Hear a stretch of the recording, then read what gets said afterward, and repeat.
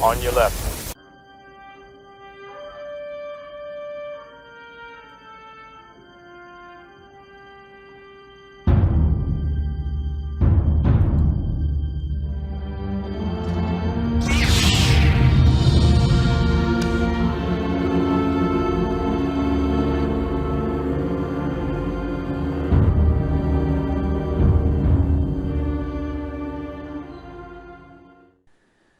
Does anyone here remember the Limbo?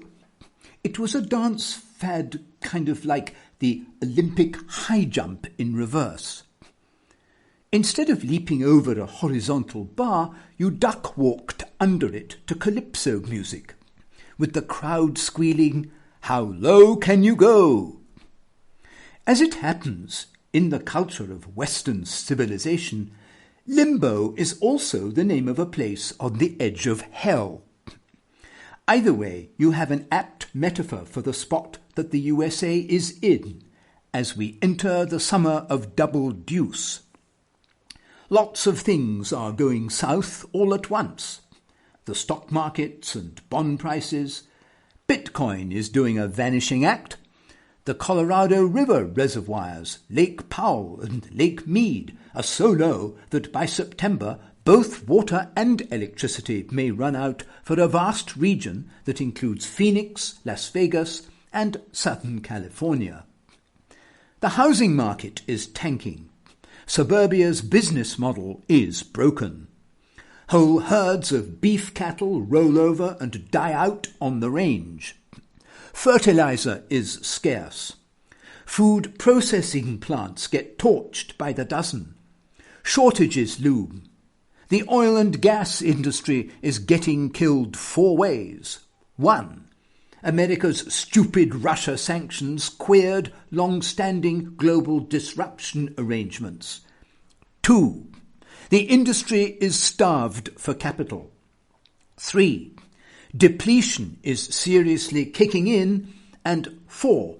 Joe Biden and the knuckleheads running the EU countries are trying to kill it so as to usher in a Green New Deal that just doesn't pencil out.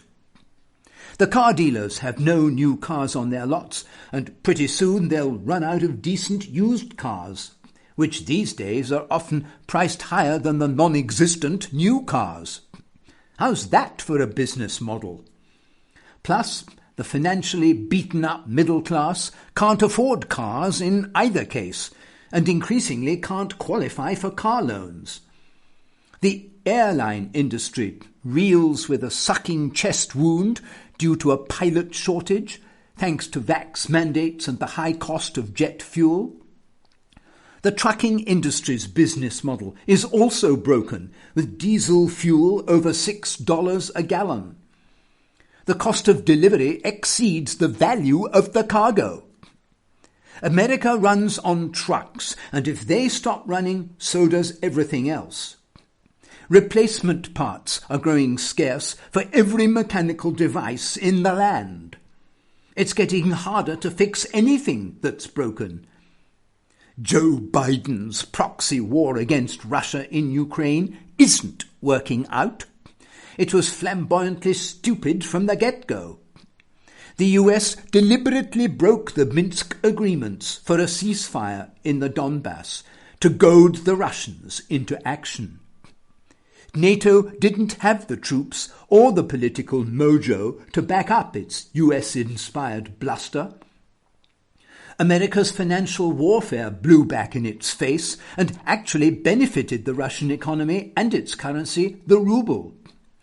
The billions of dollars in weapons that America's sending into the war are easily interdicted in transport, or else are getting loose in a world of non-state maniacs ranging from the Taliban to Al-Qaeda to drug cartels. Meanwhile, Russia steadfastly grinds out a victory on the ground that will leave it in control of the Black Sea and will reveal the USA's lost capacity to impose its will around the world. In other words, America's Ukraine project to weaken Russia brought on an epochal shift in the balance of power to its enormous disadvantage. This is on top of more than 20 years of US military fiascos from Afghanistan to Iraq to North Africa to Syria, which demonstrated America's reckless disregard for human life and a gross inability to carry out a mission. This aggregate failure and display of weakness leaves the US vulnerable to Chinese aggression in the Pacific. There's even spooky chatter now about China venturing to invade Australia, Japan, and the US mainland. Yes, really,